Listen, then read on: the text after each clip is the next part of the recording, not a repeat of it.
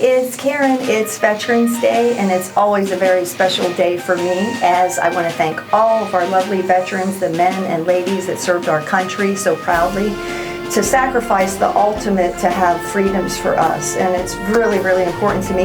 Today is a very special day as well, because my dad, Rich, served in the U.S. military, the 101st Airborne of the U.S. Army. So that's a constant reminder for me. So almost every day is Veterans Day for me, because it's always a reminder that my dad served in the military and I came from a military background. So he's going to share with us one of his stories and what he thought about the U.S. military and what it means to him. In the military, when you first go in, you're young, you're undisciplined, and after a while, it makes men out of boys. Right. You always respect the American flag, dedicated to our country, and very proud of it.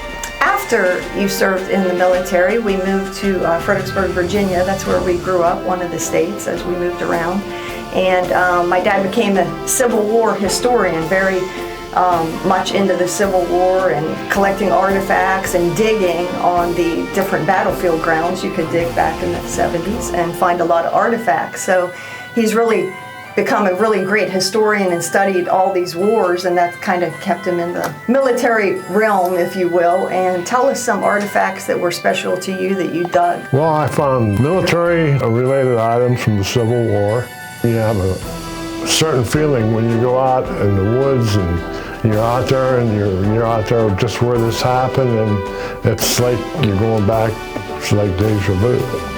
Right. I enjoyed it. It's one of the best, one of the best hobbies I've ever had, and I still do it. What was the one artifact you found? Was it a Confederate and a Yankee bullet that came? Oh, it was hit in the tree. It was two bullets collided in the tree. I found Civil War muskets, cannonballs, bullets, and quite a few artifacts. I was a very dedicated relic hunter. That was my best hobby ever. Right, right. And then my mom would always give us a shout out and say, hey, you got to stop drilling those bombs in the house. One's going to go off, because they actually had gunpowder in these huge cannonballs that he would dig up, and some of them could have been live, so he would deactivate them. It was quite an interesting hobby, that's for sure. So we're going to wrap it up with Veterans Day, and this year I'm going to support the Veterans Fund for the disabled American veterans, and shout out to them, and thank you military servicemen and ladies. We appreciate it.